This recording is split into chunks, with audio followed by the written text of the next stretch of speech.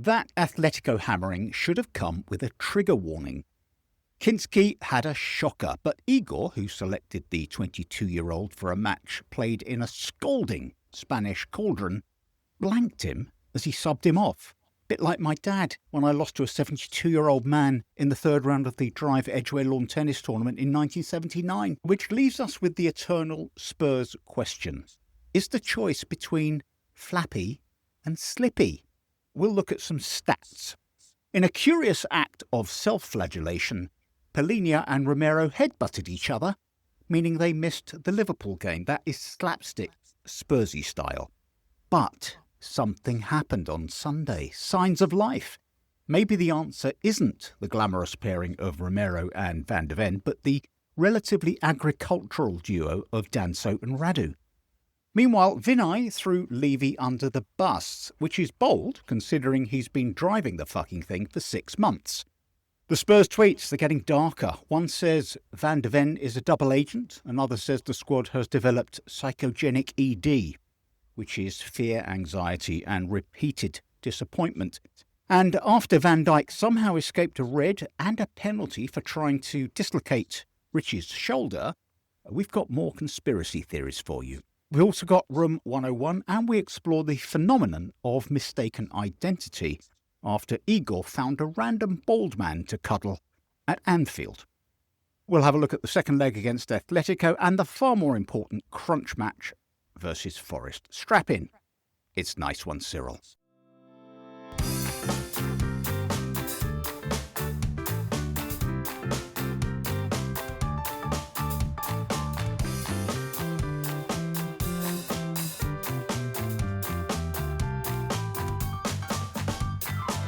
Nice one, Cyril. So, welcome to Nice One, Cyril. I'm Simon Lipson, who appeared on Celebrity Squares in the mid-90s, providing the world with a rare Where Are They Now before the show had even finished filming. Julie Welch is here. She's a journalist so traditional and dedicated to the old-school craft that she asks ChatGPT to write her articles in cursive with a quill. Kevin Acott is here. He's a mental health specialist and eternal Spurs optimist, which is handy because he can diagnose his own clinical delusion. And Lee Brown is here, a man who would have an Oscar on his mantelpiece by now if it weren't for a series of clerical errors and the fact that he wasn't in any films. So, welcome to all of our lovely guests here on Nice One, Cyril. Shall we start with Atletico? Kev, chastening first 20 minutes, really. Do you think there was any signs after that horrific start of some improvement? I do. I mean, I think there were signs.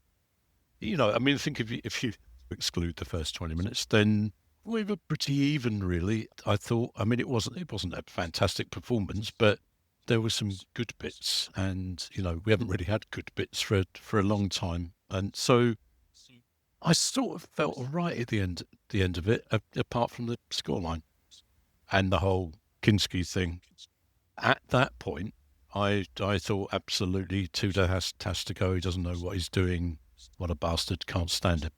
That's where I was after that match. Immediately after that match. Well, I mean, I think the general consensus was that, you know, that putting those 15 minutes aside or 20 minutes, we actually played a bit of football.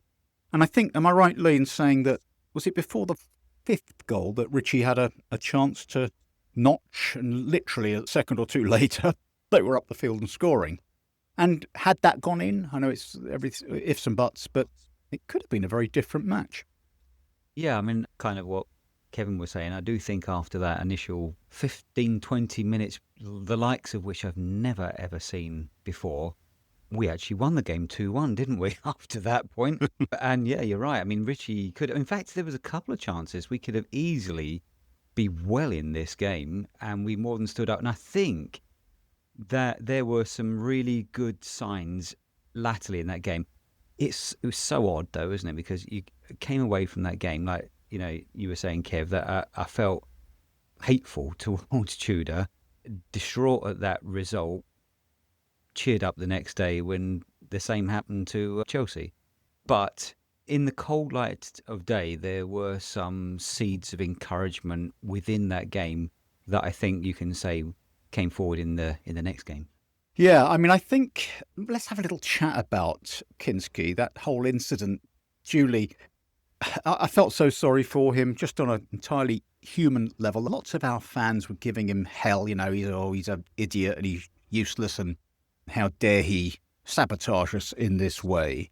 But he's a young kid, thrown in, hardly played, and he kept slipping over. I couldn't understand why no one recognised the fact that we weren't keeping our feet, because I think Van der Ven fell over for the second goal and said, look, guys, you need to change your fucking studs. It just seems like a typical, another typical bit of Spurs mismanagement. Now, correct me if I'm wrong. The first times were in the Champions League when Harry Redknapp was manager.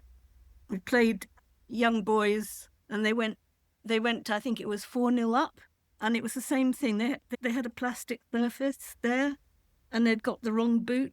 And so you'd think, history would have told them that, always bring a change of shoes because you never know what it's going to be like. And those bastards had probably watered the pitch. I mean, I was so touched. I came over all maternal when Gallagher and Palhinha and was it Andy Gray also, who followed Kinsky down the tunnel. I tell you what, Julie, if we've got Andy Gray playing for us, we might as well give up. He's about 72, isn't he? Oh, Christ. Please bear with me. I woke up this morning at 4:30 to finish a book proposal, and I did it. And since then, I've just been out of my tree, basically. Do forgive me. It's that old book proposal excuse, time and again. No. I kind of agree as a dad of kids my kids are in their 30s now, but you felt for Kinsky. He's a young guy. I've heard people say, well, he's a footballer, things turn to shit for footballers. Be a man, stand up and take it. But I felt that what Igor did, the blanking of him, even if it was inadvertent, because I'm focusing on the game, and even if he spoke to him afterwards, the impression he gave to 60,000 people in the stadium and to however many million people were watching that was one of disdain. Yeah. I don't know. At the time, when it was first sort of pointed out that's what had happened, I just thought, that is just awful. You don't have to give him a massive cuddle, but just acknowledge him, just tap him in some ways and make some physical and emotional contact. I think he's, in a couple of press conferences since, he's tried to sort of acknowledge, yeah, I know what it looked like, but actually, I wasn't, I've talked to him since, and who knows? He's not Mr. Warm and Fluffy. That's sort of what we were asking for, and not Mr. Warm and Fluffy, someone to actually just aggressively try and keep us up. And we don't really know what happened. I don't know. At the time, actually, that one incident decided me I didn't want him because of that apparent lack of humanity, lack of warmth. But also within all of that was the fact that it felt like we had two keepers and neither of them were good enough. And just trying to take a step back from the humanity of it, from a football point of view, this is madness, absolute madness that we don't have someone absolutely solid, that our defence has faith in, that we have faith in, that the manager has faith in. It's an example of one of many of the poor recruitment. It is. And I think just a couple of stats for you, Lee, perhaps you might want to comment on this. Vicario ranks dead last out of 22 Premier League keepers in the Opta goals prevented this season. And I just read a stat before we started recording that out of the top 5 leagues in Europe, he's top of the league for letting in goals from distance. He's let in 11. The next worst is 9. So this is fundamental, isn't it? That we don't have a reliable first choice keeper. And I've got nothing against Flappy. How could it possibly be personal? I don't know the guy. He's probably lovely, but it's an issue when your keeper is unreliable. And I know he made great saves against Liverpool. He always makes great saves, but he does stupid things as well, or things that suggest he's not good enough. And you can't go on like that. He's a curate's egg, isn't he? I mean, there are sometimes what he does is incredible. There are some saves that he did save the game in Liverpool. There was one he just tipped onto the post and it looks amazing. But overall, he's just nowhere near good enough. And I suppose many of us thought on that Atletico game that it might be time for him to be dropped and for Kinsky to come in. So I wasn't opposed to that at all. And it's quite clear that he is not good enough. Sort of building on what you were saying there, Simon, there was another statistic that came out and said that 68% of Spurs' goals conceded this season are because of him. And I thought, as low as that? And then going just back to what Kevin was saying about the treatment of Kinsky, I think he subsequently come out and said, look, the optics of that can be disastrous. If I went to give him a hug and he refused it, it would look way worse than me going to see him in the dressing room afterwards and then trying to sort of, console him at that point, and he probably needed the space. So it's really odd because I absolutely was disgusted with the way that he behaved. And then, of course, we heard the stuff about kind of consolidate our view that his behaviour had been appalling. But weirdly, I'm starting to warm to him a little bit. I don't know why. I mean, that I might be some of those post-match interviews, and I'm starting to go, maybe I'm seeing where this guy's coming from. Yeah. We're going to talk about that a bit later because obviously we've got the question, well, do we want to keep him now or do we still want to get rid of him? Well, we'll come back to that. Julie, so we do have a fundamental issue with the goalkeeping position. And there's no real way out of it now, is there? Because we've got to get through, well, we've got the second leg, but more importantly, we've got, 7 games left or something, 8 games left. Starting with this vitally important game against Nottingham Forest, which again we'll talk about. I just wonder whether having Danso and Radu at the back, it's kind of no nonsense, just pure defenders, is a better option for us with a dodgy keeper, because they're going to get in the way of stuff that maybe the other two are not used to doing. Van der Ven and Romero, they're not used to that. They're classy, they're ball players. These two guys against Liverpool, they just got in the way of everything and got rid of it. Do you think that there's any merit in hanging on to them as our central defensive pairing for the rest of the season? Yeah, I'm completely on board with that because I think that Romero and Van der Ven are the two malcontents of the team, and they have been behind quite a lot of the shit that's been going on. And I think that they had having, Thomas Frank's complete undoing, whereas Super Kevin Danso is just absolutely brilliant. I think he's fantastic. As you say, he's just really solid, doesn't do anything fancy, just gets the job done. The whole thing about Romero and VDV is they I suppose because we've had no proper midfield, and both, particularly Romero, are quite creative players. There's that wandering upfield, starting lovely moves, scoring some brilliant goals, or a few anyway. They've certainly done a lot. Some of the points that we've won this season are totally down to certainly Romero. I would keep Dragusin and Danso in position. They obviously go well together. I'm prepared to trade a bit of a rise in blood pressure when Dragusin sort of kind of goes off on one. I just wonder, Kev, with Romero and Van der Ven, it's very easy for us to create a narrative around them, that they are superior players, that they are ball players, that they somehow find themselves enmeshed in this fucking relegation battle with substandard players all around them. And they're thinking, but I should be playing for Real Madrid. And it's beneath them. Now, I don't honestly believe that they are thinking that, even subconsciously. But I do wonder whether there's an element of, I mean, we saw Mickey come out this week with a very sort of, a detailed mea culpa, and also not just him, but the team, how tough it is, how difficult it is, the mental strain, how he's cut himself off social media because of the shit that's coming at him.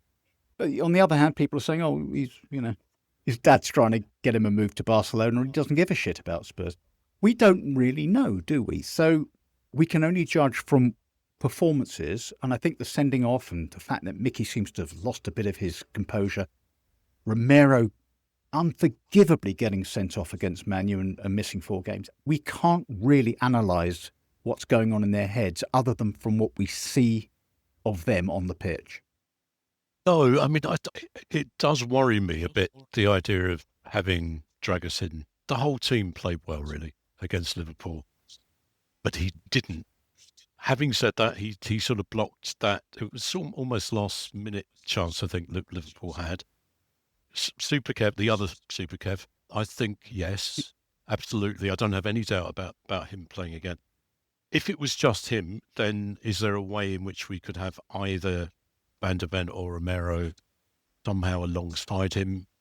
I don't know. I mean, my temptation would be to go for Van de Ven because of that midfield lack, because of that lack of creativity. He hasn't done it much recently, but we know he's capable of doing some extraordinary things. And I don't know, if only there was some way of sort of melding the 4 into 2 great defenders. Yeah. But I suspect that's not going to happen. Yeah. Lee, you had a rather nice description of Dragusin on our WhatsApp group. I think what was it? Bastard criminal. I think he's defending. No, I think you had a better one. A dog chasing a balloon. Balloon, that was it, yeah.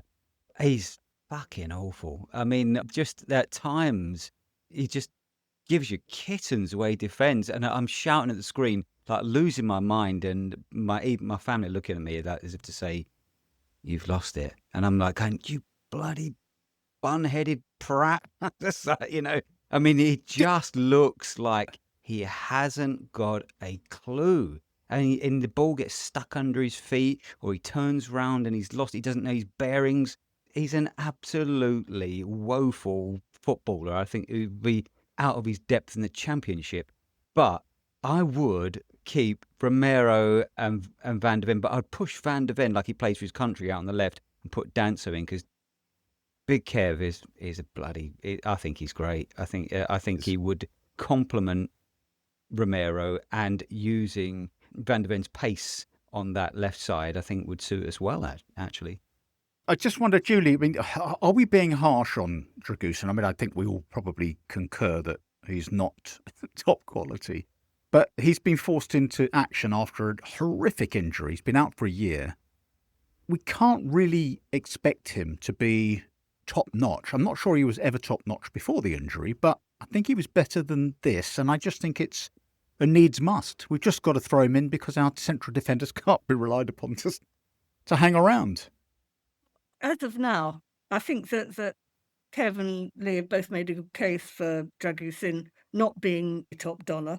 I mean, he was all right last season till he got injured. And I think he's as bad as he has been, whether that's because he still hasn't really come back from his injury. We've talked about Timo Werner and not being in control of his legs. And Dragusin's got that sort of same condition with, wearing someone else's feet. And there's not much you can do. He's not terribly good at ball control.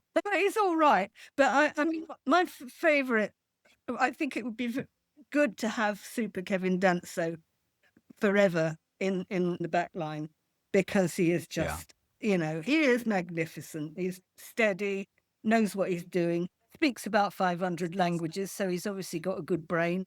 Yeah, nice man. Good haircut. Yeah, good hair, Okay. And I think the suggestion of sticking Mickey on the wing is good also, because he's just, he's got that Gareth Bale type speed. He's got an eye for goal as well.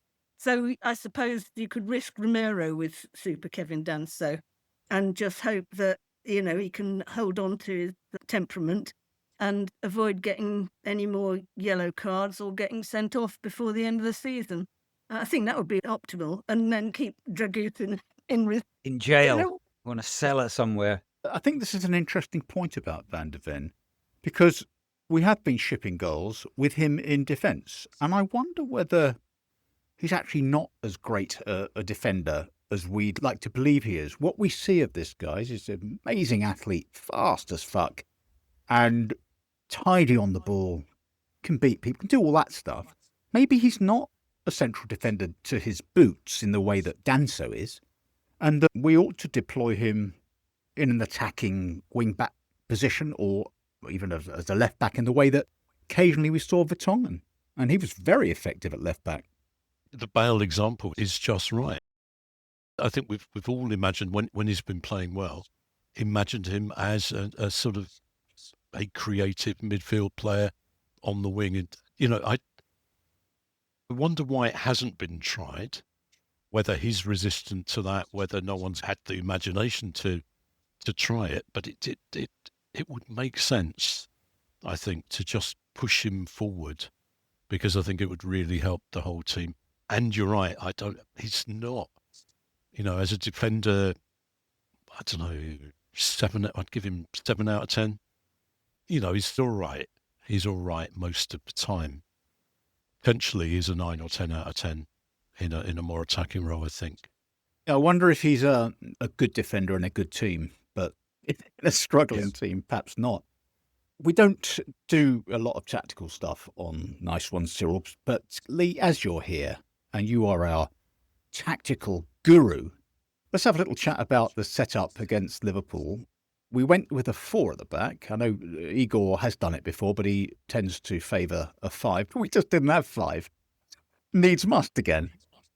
But it seemed to me, I haven't seen the whole game because I was on a flight. Luckily, didn't have to suffer it while the game was on. But I have seen extended highlights. It seemed to me that we looked, A, more compact, and B, like everyone knew what they were doing. Yeah, I concur. That was the word I was going to choose. Compact. We looked more organised, more solid. We had more bodies in midfield, I think, as well, because of that. And that shape is a familiar shape to a lot of those players. It suits the type of game we had to try and play there, which meant we could counter better. So I thought overall it was the right selection. It's certainly interesting to see Sousa in a midfield position, I think, because Gallagher was ill and wasn't able to play. Julie, we had some kids on the bench because who else is going to sit on the bench? We had 2 keepers and a load of kids and one other senior player, I think. Olasese and Roswell, I think. Is it James Roswell?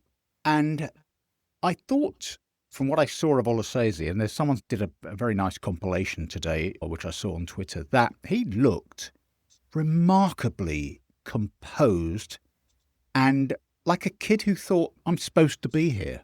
I can play at this level and I should be here, rather than, I need to impress now, or let's see if I can do some tricks. It was a very kind of measured, mellow performance for a kid. He obviously doesn't suffer from imposter syndrome. He had every right to be there. And as you say, he acted as though he had every right to be there. I mean, he's not Max Dowman. Sorry, I said an Arsenal name, but he's the bloke who's getting all the printing the columns today in the papers.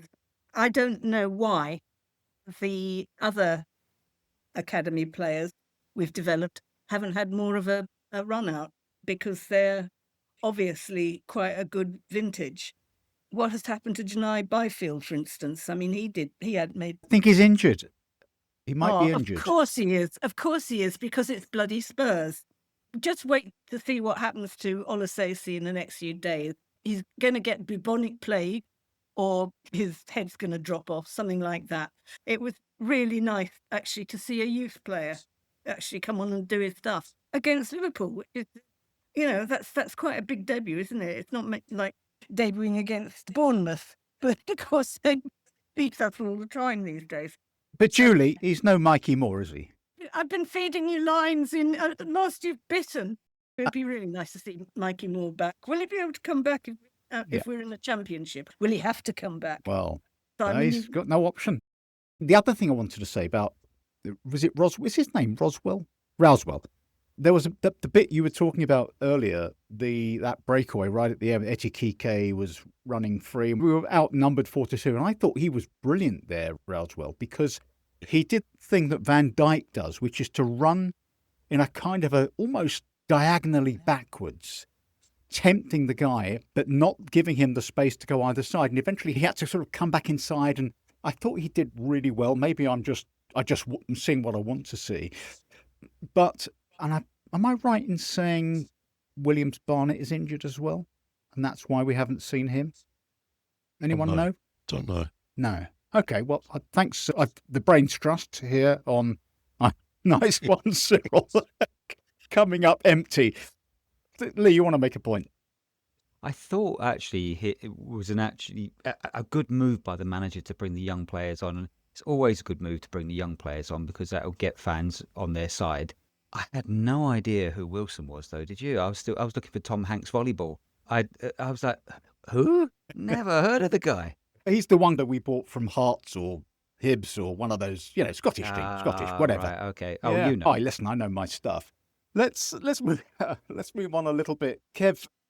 So where does this leave us with Igor Tudor? Because I would have said before that match, the consensus was get rid of this fucker, win, lose or draw, get rid of him.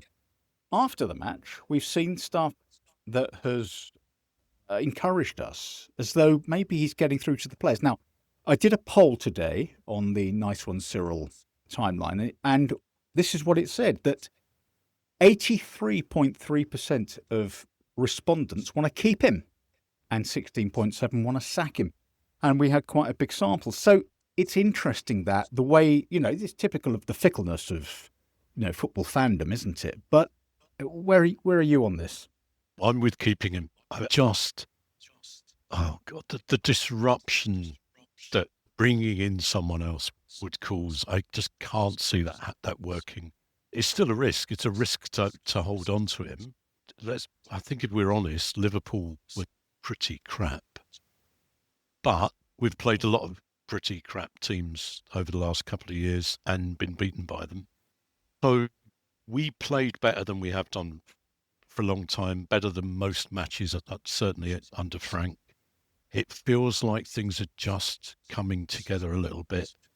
He's made some decent sort of strategic, tactical decisions. He may not be as hated by the squad as I think everyone wants him to be. So, unless they've got someone incredibly impressive lined up, and I think we've all been sort of grabbing at straws, really, with the Harry Redknapp thing or Hoddle or Robbie Keane or whatever. There are good emotional reasons to bring them in, but I think we're beyond that. I think we need to take the risk of sticking with him and trusting he's not quite the complete idiot that we thought.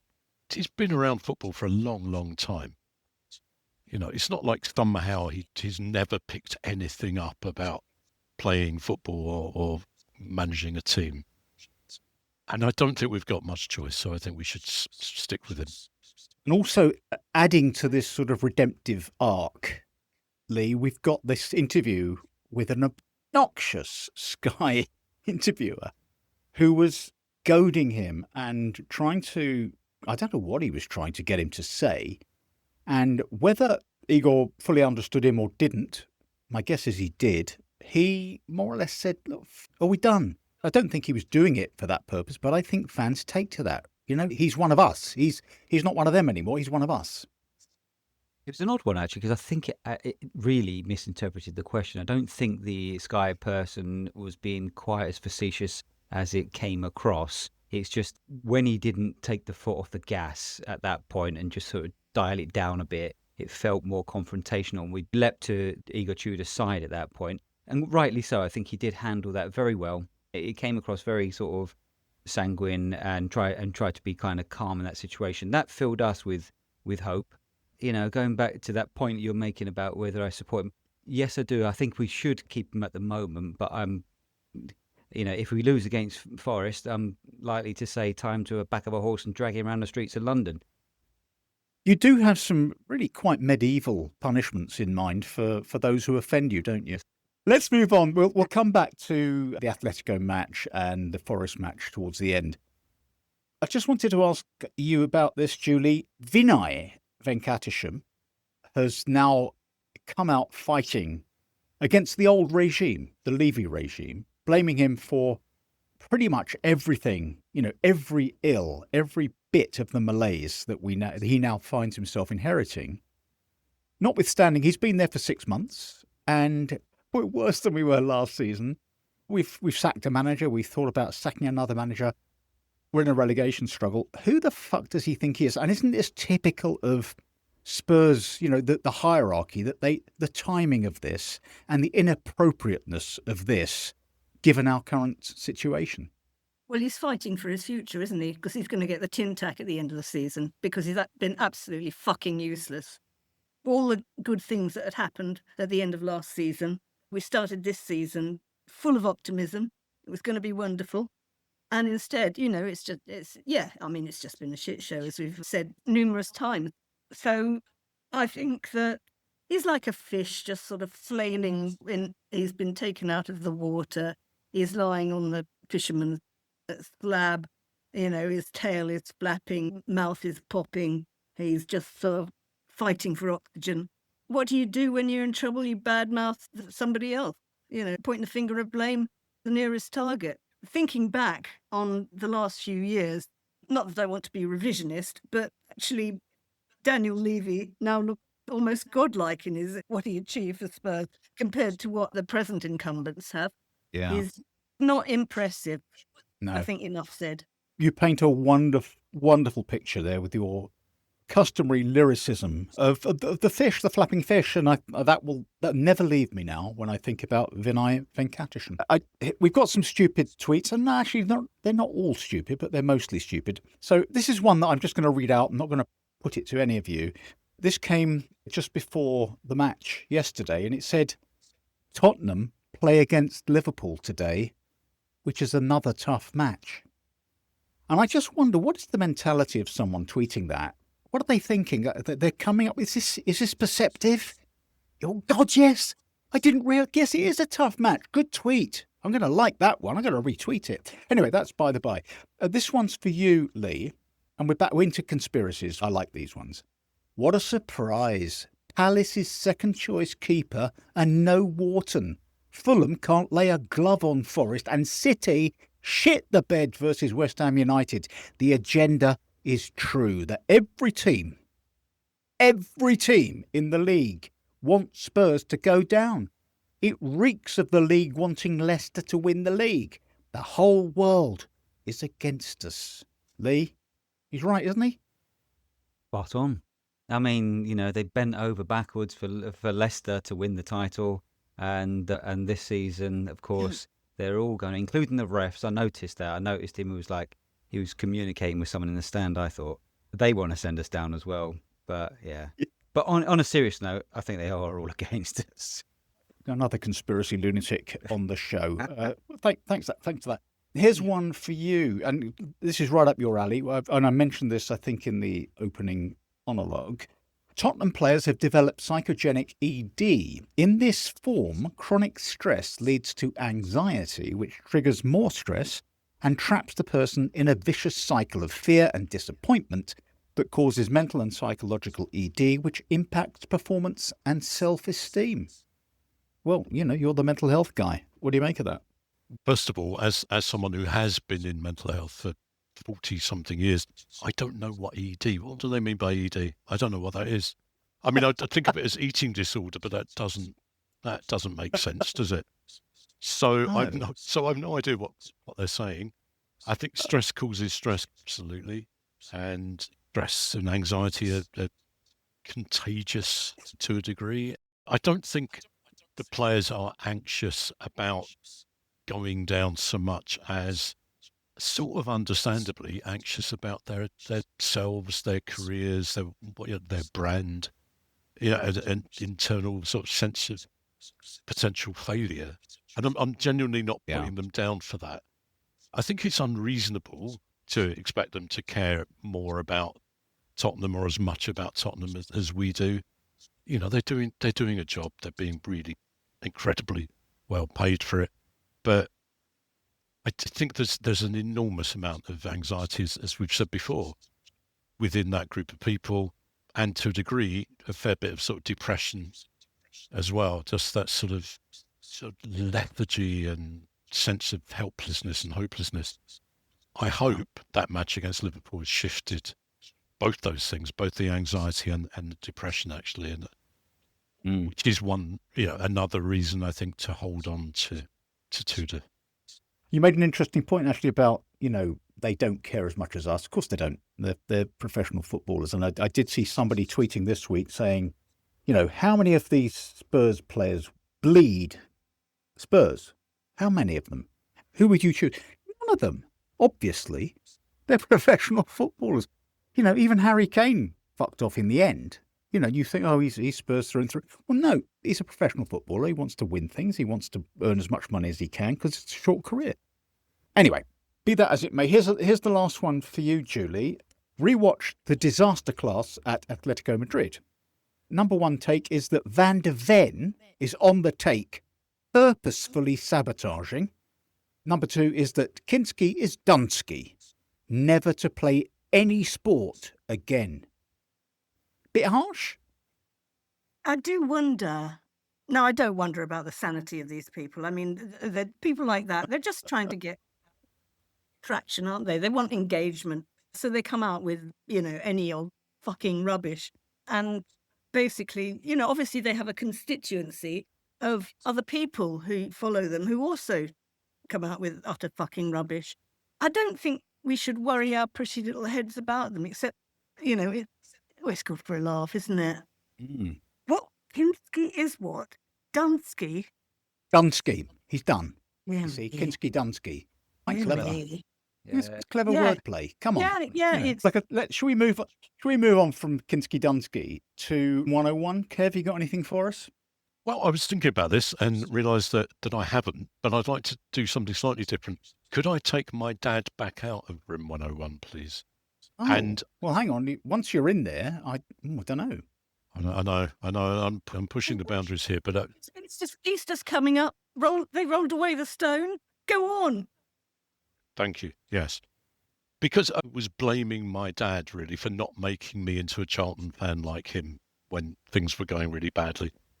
And still on the sort of buzz from yesterday, I want to sort of thank my dad for actually going along to Tottenham and pretending not to be reluctant and pretending he wasn't being disloyal to Charlton and supporting my support of Tottenham. So I was absolutely wrong to put him in 101 last time, and Okay. so I'd like to bring him out again. I'll tell you what, we'll make one exception to the rule. We'll allow that this week, Okay. but never again. Don't ever think you can play that game with me again, okay? Lee, what have you got? I think I'm going to go for Gary Neville. As long as we can put a pack of rabid wild dogs in room 101 with him as well, for daring to suggest that it would actually be healthy for Spurs to be relegated from the Premier League. What a load of bollocks. Healthy for whom? Who Well, did he mean? yeah, exactly. Yeah, his idea would be it would be good for the Premier League to have a team like Spurs to go down because, I don't know, whatever his reasoning was, that it will just show that it's a fair league. I mean, I can't get with that at all. I think that's an absolute crock of crap. If that was Man U, would he be saying it'd be healthy for the Premier League? Of course he wouldn't. Manchester United. He'd never actually pronounced Manchester United in his life. Manchester United. All right, moving on. What have you got for us, Julie, from room 101?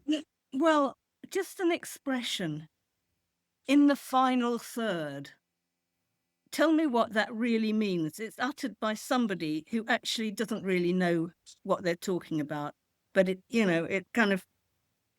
glosses over the fact that they don't know what they're talking about. In the final third. Not so good in the final third, failed in the final third. Just All right. one of okay. those expressions which are really annoying.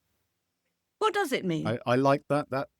Well, it means nothing, as you rightly intimate, and we've now consigned it to room 101. I just want to quickly add another one, which is Pep. I'd like to stick Pep in there in any event, but specifically because of his spitting. Now, I know I've talked about this before. There's no excuse, Pep. Spit. He's under pressure, tension, spit. Now look, when he's at home watching watching a thriller, he's watching Die Hard. Is he spitting on the floor when he gets a bit het up? Clean that up, love. What's he doing? Is he in the loo playing, solitaire, and it's going against him? Is he spitting on the floor? Is he spitting? No, he's not, is my guess. And a man who spits in public has no place being in public, and therefore he's in room 101. All right, so that I think I've made the case. Now, something very funny happened at Anfield. Our friend Igor rode up confidently to a bald man and gave him a big old hug and a smile, and it was all bon ami. And then the thing was, it wasn't actually Arne Slot, but some bloke with a bald head, right? And the thing is this, mistaken identity is always funny, I think. Julie, you've got a belter for us, haven't you? Yeah, because I have very imperfect facial recognition. And if I've been married to somebody once I've been married to somebody for a couple of years, I'm okay. I know who they are. But anybody else walking up and down the street, a lot of people say hello to me and they know my name. So we must have talked at some stage. And another thing is that I'm very short-sighted and too vain to wear glasses. And it so happened many years ago that I was at some sort of do where there was a panel and I was in the audience. And on the panel was a commentator called Jim Rosenthal. And for some reason, I mistook him for a bloke I'd been trying to get off with the entire evening, from my seat in the audience, smiling seductively and winningly at this poor man who was completely and utterly bewildered. And of course, when the panel discussion finished, he just belted out the door because he was absolutely fucking terrified of this woman who kept gurning at him. Well, I've got one for you, actually. I Go on. was at a zoo and I was with my wife and her family. This was up in Scotland. And I thought it was my wife and I'd slapped her on the backside. It was somebody else's wife. And at that point, I started crapping myself thinking, this guy, her husband's going to turn around and deck me in a minute. But she seemed quite okay with it. Well, And I had to confess to my wife, who then also sort of partly thought it hilarious, but partly bore a grudge against me for quite a while. Yeah, it was very, very awkward, and I wanted to leave the zoo as quickly as possible. see, that woman, it's the same way. Look, if Brad Pitt had patted her on the bottom by mistake, it's Lee Brown, Yeah, Hollywood's yeah. own. So, it's an honour. I don't think I can follow those two, apart from I taught for about a year, good friend of mine, despite being a Leeds fan, Dave.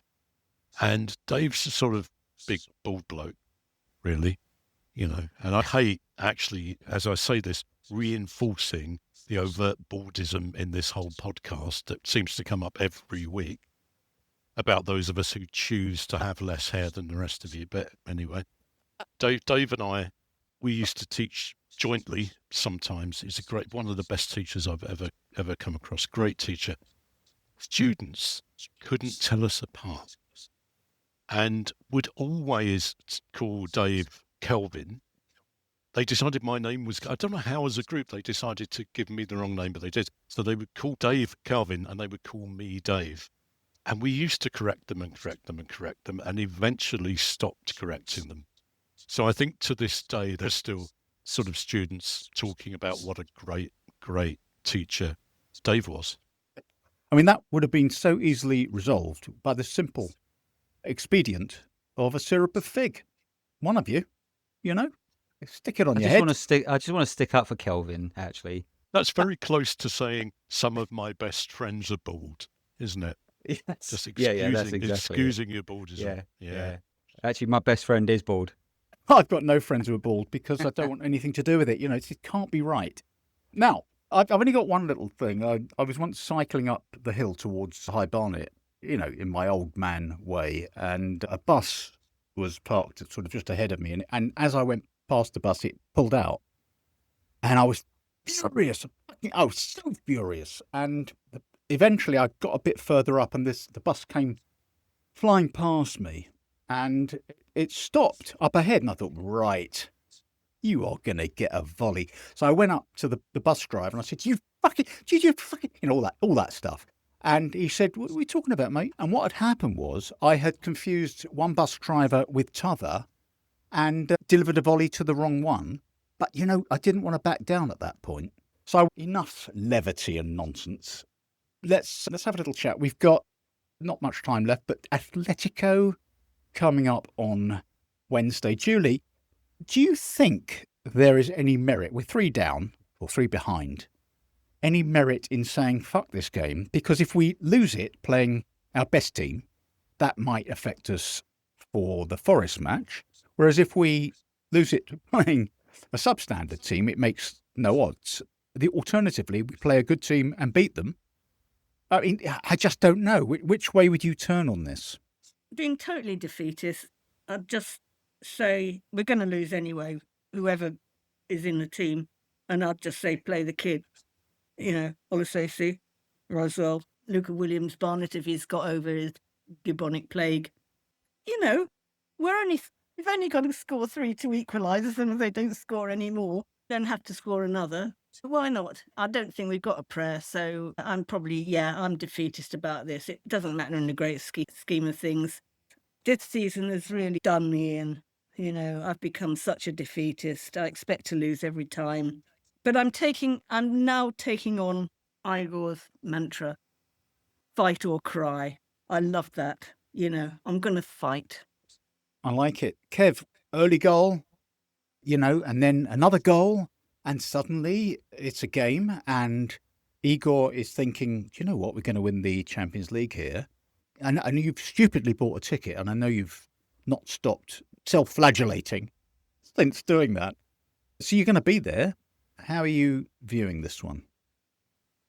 I don't think I agree with Julie's perspective, actually. For me, it makes more sense to have some consistency. And I was just thinking, I don't know the difference between impetus and momentum, but I think makes more sense. Make a couple of changes, two or 3 changes, great. But I think if we have a decent performance, then that's good going forward to Sunday. And rather than just change everything now on the back of the decent performance against Liverpool, I think I would just a bit of consistency and a bit of impetus or momentum. We talked about this, didn't we? About, if we put out a team against Atletico, which is a strong team or our strongest team, and we get hammered, that might impact the way we approach the Liverpool game. Well, we did get hammered, but actually we approached the Liverpool game with an immense, kind of fortitude and belief.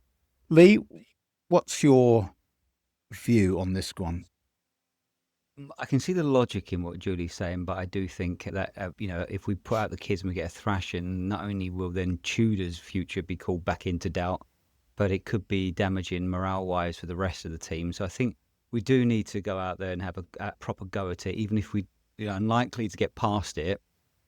There is a lot to be said if you listen to ex-players about just wanting to play every game and getting that momentum going as well. So I can see both sides of the argument here, but my preference personally would be to play if not the strongest team, but a strong team to have a go at it and to keep that sort of momentum going.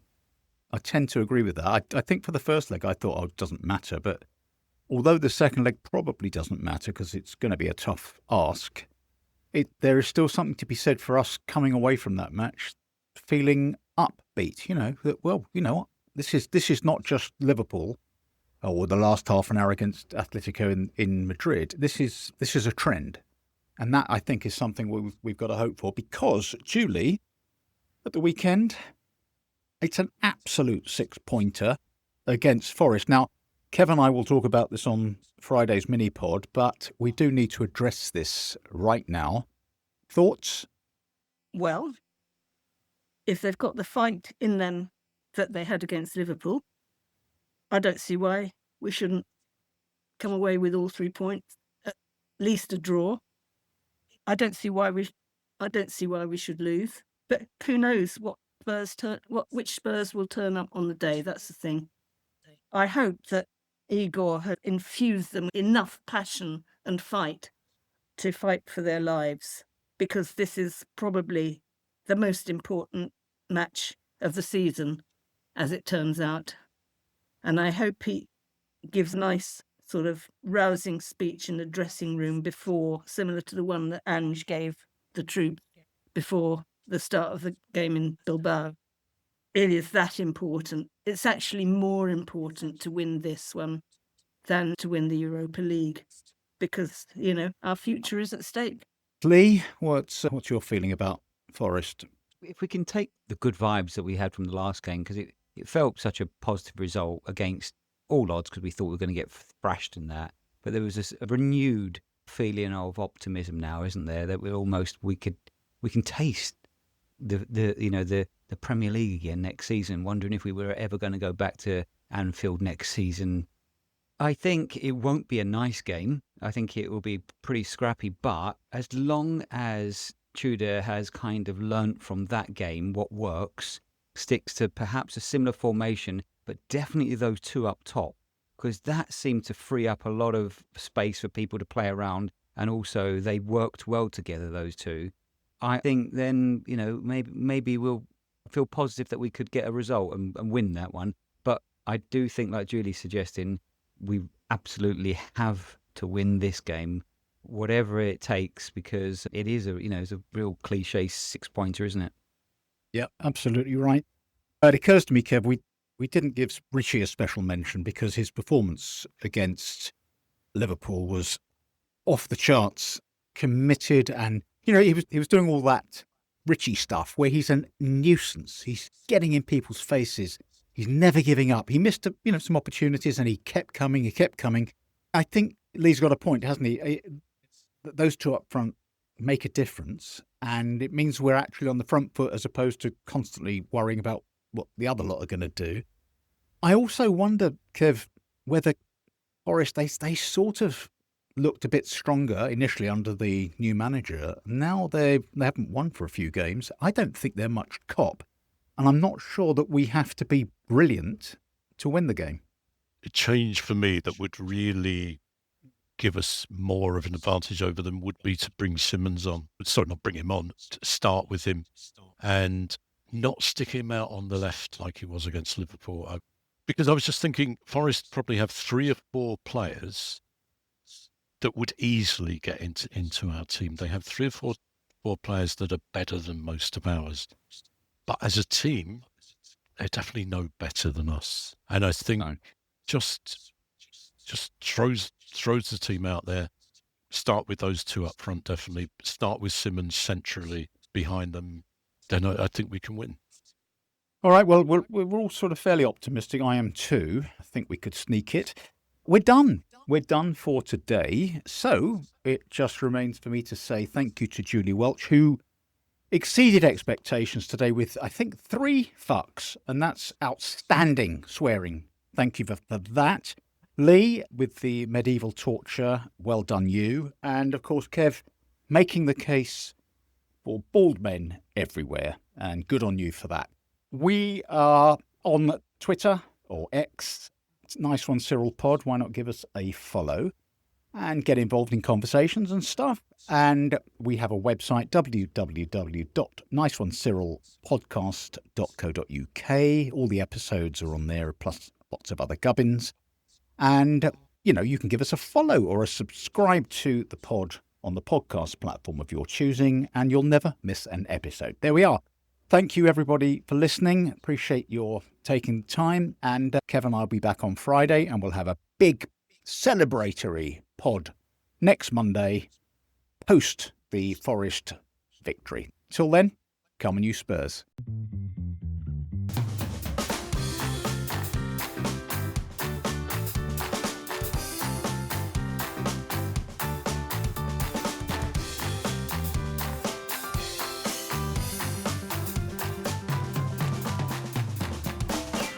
Nice one, Cyril.